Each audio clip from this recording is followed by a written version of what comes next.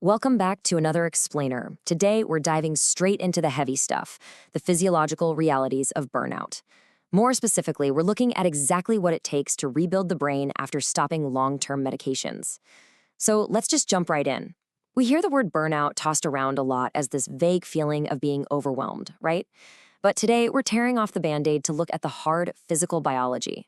What is actually happening inside your cells and your synapses when you literally hit a wall?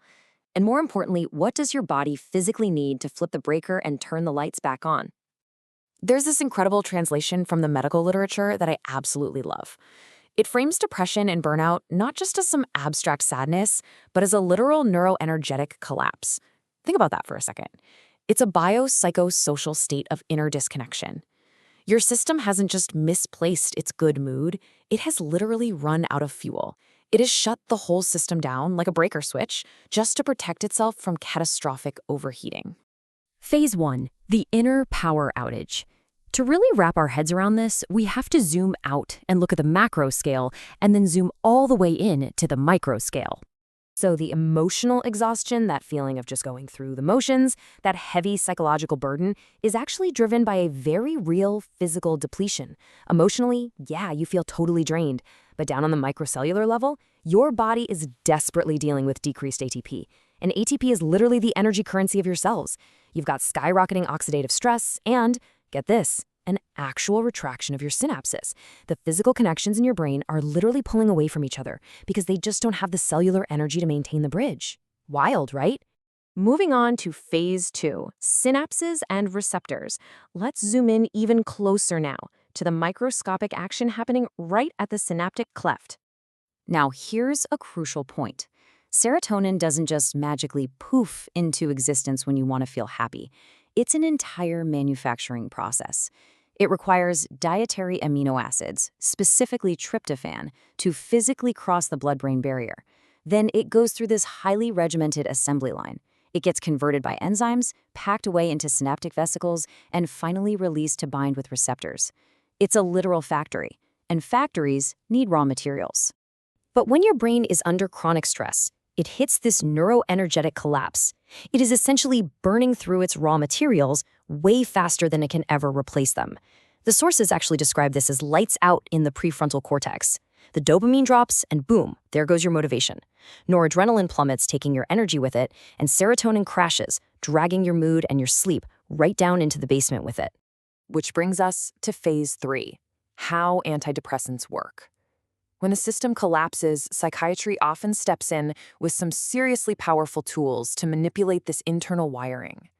When we look at the data, medications like the SSRI fluoxetine or the SNRI venlafaxine act as blockades.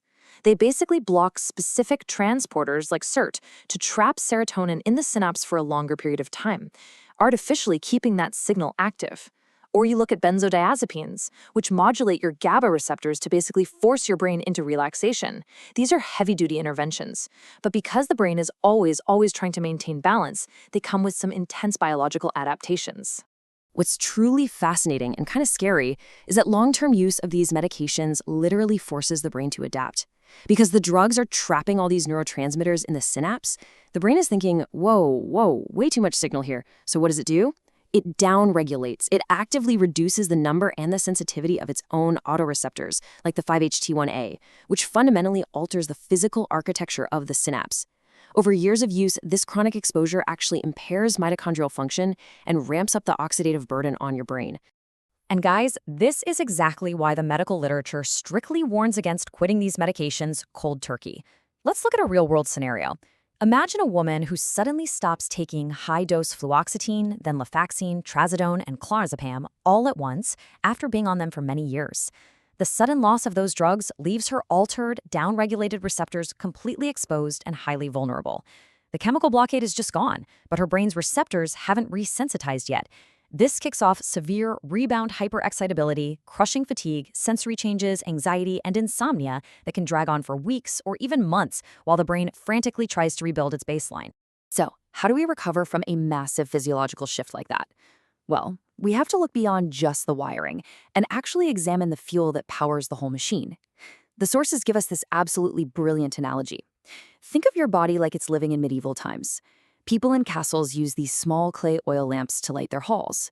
Every single evening, the oil burned away to create light. And if they didn't add fresh oil every single day, the wick would char, it would smoke, and eventually it would just break, plunging the room into darkness. So, phase 4, nutritional building blocks. Let's see how this ties into what the texts call the Hippocrates principle, essentially providing the system with the raw materials it desperately needs to repair itself. Because after years on medications, your body is exactly like that medieval lamp. Normal, everyday food, that's like adding just a few tiny drops of oil. Sure, it helps a little bit, but it simply cannot correct those massive specific deficits fast enough during early recovery. Especially for someone who might not have endless funds for expensive treatments, getting the core building blocks right is absolutely crucial. To stop that wick from charring, the body needs a targeted influx of fresh oil. The literature points to 5 crucial, accessible supports for a body readjusting after chronic medication use. First up, a clean protein shake, like an unflavored, grass-fed whey.